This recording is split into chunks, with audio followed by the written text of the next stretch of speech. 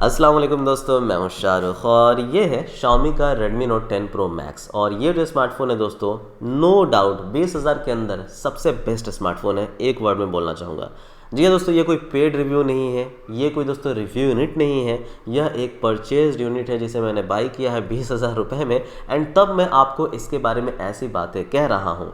लेकिन दोस्तों हर एक स्मार्टफोन की तरह, या फिर हम लोग कहेंगे हर एक Xiaomi फ़ोन की तरह, इसमें भी बहुत सारे इश्यूज़ हैं। एंड ऐसी इश्यूज़ है दोस्तों जिससे लोग बहुत ज़्यादा परेशान हो चुके हैं। तो मैंने सोचा क्यों ना इस वीडियो में उन सभी इश्यूज़ को देखा जाए कि क्या कुछ इश्यूज़ आ रहे हैं एंड आपको रूबरू करा दिया जाए। क्योंकि भाई कोई कम पैसे थोड़ी ना लगा रहे हो, आप 20,000 लगा रहे हो तो आपको पता होना चाहिए ना कि किस तरह की चीज़ ले रहे हो।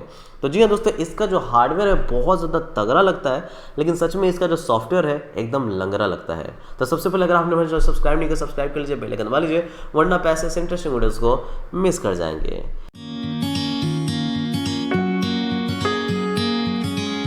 तो देखो Xiaomi का हिस्ट्री रहा है, जब एक इशू किसी एक को आता है ना तो दूसरे को दूसरे टाइप का इशू आता है, मतलब सबको अलग अलग इशू आता है।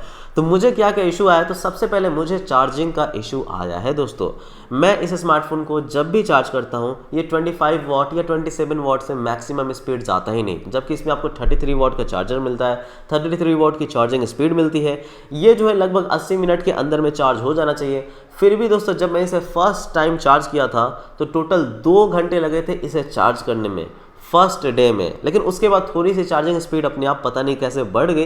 एंड जो सेकंड डे लगा दोस्तों, वो मुझे 1 घंटा 40 मिनट लगा इसे चार्ज करने में, यानी कि 100 मिनट्स लगे दोस्तों इसे चार्ज करने में, जो कि कम नहीं है। यहाँ पे दोस्तों अगर मैं बात कर लूँ पोको X2 की, जो कि इनका पुराना स्मार्टफोन था, जो कि सिर्फ और सिर्फ 27 वाट के फास्ट चार्जिंग के साथ में आता था एंड उसमें 4500 mAh की बैटरी थी, वो भी 70 मिनट के अंदर 75 मिनट के अंदर फुल चार्ज हो जाता था। तो इससे तो कम से कम 33 वाट है दोस्तों, 27 वाट से ज़्यादा है, 33 वाट है एंड 500 mAh ही ज़्यादा है ना, तो इसमें तो कम से कम ये 80 मिनट्स के अंदर हो जाना चाहिए चार्ज।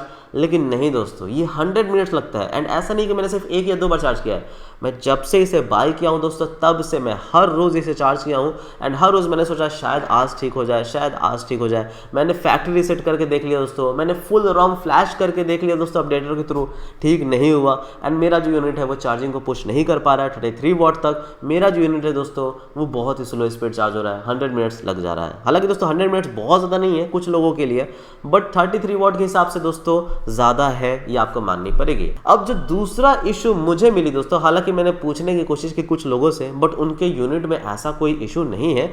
तो मुझे ये जो इशू मिली वो है दोस्तों टच की इशू। जी हाँ दोस्तों, मैं PUBG खेल रहा था एंड अचानक से मेरा जो मूवमेंट का बटन है वो काम करना बंद कर देता है, फिर ऑटोमेटिकली कुछ देर के बाद ले लेता है, फिर दोस्तों काम करना बंद कर देता है। तो जी हाँ दोस्तों, ऐसी टच इशू आई थी।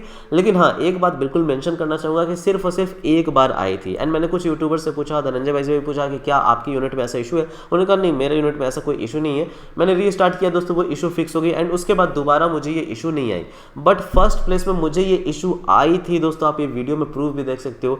एंड मैं मूवमेंट की को हटाने की कोशिश कर रहा था, हिलाने की कोशिश कर रहा था, वो भी नहीं हो रहा था दोस्तों। मतलब गेम में मैं बिल्कुल परेशान हो गया था कि क्यों मूव नहीं कर पा रहा हूँ। एंड मुझे ये इशू के बारे में क्यों पता चली, क्योंकि मैंने इसमें बहुत ज़्यादा PUBG खेला दोस्तों। 60 FPS में शुरुआत में अच्छा चल रहा था, लेकिन अचानक से दोस्तों थोड़ी देर के बाद मुझे ऐसा देखने में लगा कि ये इशू आ रही है, तब मुझे पता चला। तो मैं भी ज़्यादातर यूट्यूबर्स ने, मैं भी बहुत देर तक PUBG ना खेला हूँ, बट मुझे ये इशू आई है तो मैंने चाहा कि आप लोगों को क्लियर कर देता हूँ।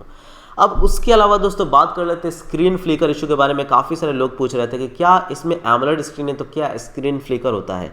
दोस्तों मुझे ऐसा लगा कि इसकी एमोलेड की क्वालिटी बहुत अच्छी है एंड मुझे लो लाइट में भी, लो ब्राइटनेस में भी कोई स्क्रीन फ्लिकर नज़र नहीं आया। हाँ, अगर मैं कैमरा रख दूँ तो वो कैमरा में स्क्रीन फ्लिकर नज़र आता है, वो अलग बात है। मतलब कैमरा में वो तो एमोलेड का जो है वो हर्ज चलते रहता है, रिफ्रेश रेट होता रहता है, तो वो नज़र आता है, उसमें कोई दिक्कत नहीं है दोस्तों। लेकिन हाँ, स्क्रीन फ्लिकर अगर आप कहेंगे तो नहीं दोस्तों, मुझे कोई भी स्क्रीन फ्लिकर नज़र नहीं आई। अब अगर बात कर ले इसके लैग के बारे में या स्टटर के बारे में, 120 हर्ट्ज का दे दिया है दोस्तों इन्होंने स्क्रीन, लेकिन स्नैपड्रैगन 732G है, जो कि 120 हर्ट्ज को क्या पुश कर पाएगा या नहीं कर पाएगा। अच्छी बात है दोस्तों, ये पुश कर लेता है।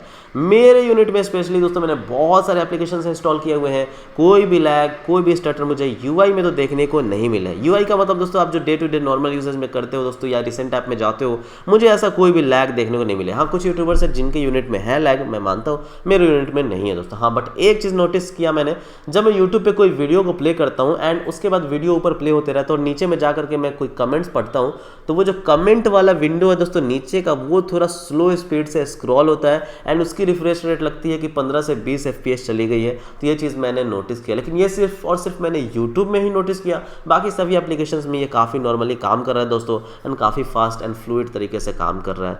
सो ये मैंने सोचा कि आपको बता दूं। कुछ लोग पूछ रहे थे कि क्या इसमें LED लाइट है, मतलब नोटिफिकेशन लाइट है, तो मैं आपको बता दूं दोस्तों इसमें कोई भी नोटिफिकेशन लाइट नहीं है। ऐसा इसलिए क्योंकि इसमें आपको AMOLED स्क्रीन मिलता है एंड जो AMOLED स्क्रीन है दोस्तों उसमें आपको ऑलवेज ऑन डिस्प्ले मिलता है। तो जब भी कोई नोटिफिकेशन आएगी आपके स्क्रीन ऑन हो जाएगा और वहाँ पर आप नोटिफिकेशन देख सकोगे कि कौन सा एप्लीकेशन से आया है। इस ऑलवेज ऑन डिस्प्ले का एक बुरी बात यह है दोस्तों कि ये सिर्फ और सिर्फ 10 सेकंड तक ही एक्टिवेटेड रहेगा, यानी कि अगर नोटिफिकेशन आती है तो उसके बाद 10 सेकंड तक ही आपका जो AMOLED स्क्रीन है वो ऑन रहेगा। ऐसा दोस्तों किया गया ताकि बैटरी बचाया जा सके, क्योंकि इसमें फ्लैगशिप लेवल का कोई AMOLED नहीं है कि बहुत ज़्यादा बैटरी बचा अगर दिन भर पूरा AMOLED ऑन रहे तब भी। तो इसलिए दोस्तों अगर आप लॉक की स्क्रीन भी करते हो तो उसके बाद भी दोस्तों आप लोग सिर्फ और सिर्फ 10 सेकंड तक ही ऑलवेज ऑन डिस्प्ले देख पाओगे। उसके बाद जब जब नोटिफिकेशन आएगी तब तक आपकी स्क्रीन जो है ऑन हो जाएगी। कुछ लोगों को आ रही है दोस्तों यहाँ पे प्रॉक्सिमिटी इशू, मेरे यूनिट में कोई भी प्रॉक्सिमिटी इशू नहीं है दोस्तों। मैंने कॉल किया, आराम से कान में लगाया दोस्तों एंड मेरी जो स्क्रीन है वो ऑफ हो जा रही थी। कुछ लोग पूछ रहे थे कि क्या इसमें प्रॉक्सिमिटी सेंसर है। दोस्तों यहाँ पे दिया गया टेस्ट में जाकर के CIT टेस्ट में जाकर के मैंने प्रॉक्सिमिटी टेस्ट किया तो ईजिली दोस्तों वो जो स्क्रीन है ऑफ ऑन ऑफ हो रही थी। तो मुझे लगता है कि प्रॉक्सिमिटी सेंसर है। अगर नहीं भी होगी दोस्तों तो यहाँ पे पोको X2 में हमने जैसा देखा था कि AI वाली प्रॉक्सिमिटी थी, यानी कि अगर आप फ़ोन को ऐसे लिफ्ट करते हो, कान के पास ले जाते हो तो ऑटोमेटिकली वो ऑफ हो जाती है AI की मदद से। तो मे भी दोस्तों वही हो, मे भी कैमरा का इस्तेमाल कर रहा हो, बट दोस्तों प्रॉक्सिमिटी बहुत अच्छे से मेरे यूनिट में काम कर रहा है। मेरे में प्रॉक्सिमिटी का कोई इशू नहीं है दोस्तों, मैंने बहुत सारे कॉल्स लिए हैं। अब बात कर लेते हैं इसके ड्यूरेबिलिटी के बारे में, क्या ये ड्यूरेबल है। गाइज मैंने इसे बहुत ज़्यादा बेंड करने की कोशिश की, आप ये देख सकते हो, लेकिन ये बेंड नहीं होती दोस्तों। सच बता दूं, जब तक कि आप एक्सट्रीम फोर्स नहीं लगाओगे ये बेंड नहीं होती दोस्तों। मतलब बहुत ही अच्छा क्वालिटी है इसका। पता नहीं कुछ यूट्यूबर क्यों ऐसा कर रहे हैं कि इसे ज़बरदस्ती बेंड कर रहे हैं दोस्तों। मतलब अगर मैं Xiaomi का पेड रिव्यूअर होता तो मैं इतनी सारी इश्यूज़ को क्यों बताता। यहाँ तक कि टच इशू जो मैंने बताया किसी यूट्यूबर ने नहीं बताया, मैं क्यों बताता भाई इतनी सारी इश्यूज़ को अगर मैं पेड होता तो। हाँ, क्या गिर के टूटेगा? टूट सकता है दोस्तों, ग्लास है, पीछे भी ग्लास है, फ्रंट में भी ग्लास है, तो गिर के टूट सकता है, अंदर का ग्लास भी टूट सकता है, क्योंकि दोस्तों पूरा पूरा ग्लास से बना हुआ है and glass is glass and glass can break. क्या ये वाटर रेसिस्टेंट है? तो कोई भी IP सर्टिफाइड नहीं है। तो स्प्लैश प्रूफ है, यानी कि हल्के फुल्के वाटर के छींटे मारोगे तो जी हाँ ये चलेगा, लेकिन लेकर के स्विमिंग पूल में कूद जाओगे तो नहीं भैया, ये वाटर रेसिस्टेंट नहीं है। तो प्लीज़ ऐसा ट्राई मत करना कि बाल्टी में रख करके आधा घंटा छोड़ दो, बर्बाद हो जाएगा फ़ोन, मदरबोर्ड उड़ जाएगा। प्लीज़ ऐसा मत करना। हल्के फुल्के आपका हाथ भींगा हुआ रहता है तो उन सब चीज़ों से बचाने के लिए कि हाँ स्प्लैश प्रूफ दिया गया है। एंड फाइनली बात कर लेते हैं दोस्तों इसके बैटरी के बारे में कि आखिर इसका बैटरी कैसा है। तो गाइज इसका जो बैटरी है सॉलिड है। कुछ लोगों को मे भी बैटरी ड्रेन आ रही होगी, कुछ लोग का शिकायत देखा मैंने, उनका बैटरी ड्रेन हो रहा था, बट इसका जो बैटरी ड्रेन मुझे मिली दोस्तों सॉलिड 120 हर्ट्ज पे मैं इस्तेमाल कर रहा हूँ। 8 घंटे से ज़्यादा मुझे बैटरी बैकअप मिली दोस्तों, जिसमें मैंने लगभग 1.5 घंटे PUBG खेला था, 2 घंटे मूवीज़ देखा था, 2 घंटे दोस्तों मैंने यूट्यूब पे देखा था। उसके अलावा दोस्तों व्हाट्सएप चैट था, वेब स्क्रॉलिंग था, क्रोम पे जाकर के टैब्स वगैरह खोले हुए थे, बहुत सारे काम, मतलब UI स्क्रॉलिंग वगैरह सब कुछ मिला के दोस्तों पूरा दिन मेरा ये चल रहा था और 8 घंटे से ज़्यादा का स्क्रीन ऑन टाइम दे देता है। तो बैटरी में कोई शिकायत नहीं है। शायद बहुत ही कम यूट्यूबर्स ने इसके बैटरी में शिकायत की होगी। जो शिकायत है दोस्तों वो उसके चार्जिंग में है, जिसे Xiaomi को फिक्स करना चाहिए। एंड फाइनल सवाल दोस्तों जो कि मैं अपने वीडियो में डालना भूल गया था और अभी एडिट करते करते मुझे याद आया, और वो ये है कि क्या ये ओवर हीट होता है। मेरा यूनिट दोस्तों बिल्कुल भी ओवरहीट नहीं होता। अभी मैं चार्ज में इसे लगाया हुआ हूँ एंड चार्ज में लगाने के बावजूद दोस्तों, जो कि बहुत देर से चार्ज हो रही है, बहुत ही हल्का सा वार्म है दोस्तों, जो कि नॉर्मली कोई भी स्मार्टफोन होता है। दूसरी चीज़, मैं इसे दोस्तों बहुत ही देर तक लगातार 2 घंटे तक मैंने इसमें गेम खेला है एंड उस वक्त भी मुझे हीटिंग प्रॉब्लम कोई भी नहीं देखी दोस्तों। तो हल्का वार्म तो सभी होता है, बट ऐसा कभी भी नहीं लगा कि डिसकंफर्टेबल हो रहा है दोस्तों, ऐसा कुछ भी नहीं लगा। तो ये मुझे लगा कि काफ़ी सही चीज़ है दोस्तों। मतलब मैं सरप्राइज्ड हूँ कि ये पहला ऐसा Xiaomi फ़ोन है जिसमें मैंने ओवर हीटिंग का इशू नहीं देखा। अगेन कुछ लोगों को आ रही हैं तो उनके लिए मैं नहीं बोल रहा, मैं अपनी यूनिट की बात कर रहा हूँ। तो ये था दोस्तों मेरा पूरा का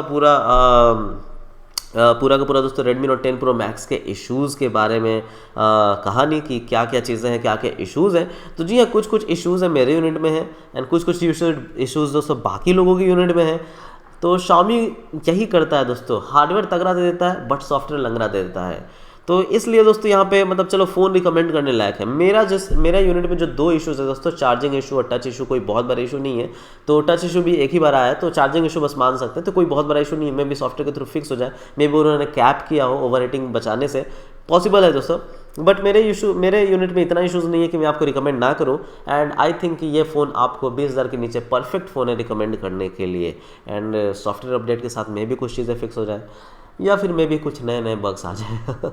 तो गाइस आज के वीडियो में शुक्रिया। अगर वीडियो पसंद नहीं तो थोड़ा सा सब्सक्राइब कीजिएगा, हमारे वीडियो लाइक कीजिएगा। मैं रोजाना आप लोगों के लिए ऐसे ही वीडियोस लेकर के आता रहूँगा। थैंक यू दोस्तों, बाय, जय हिंद।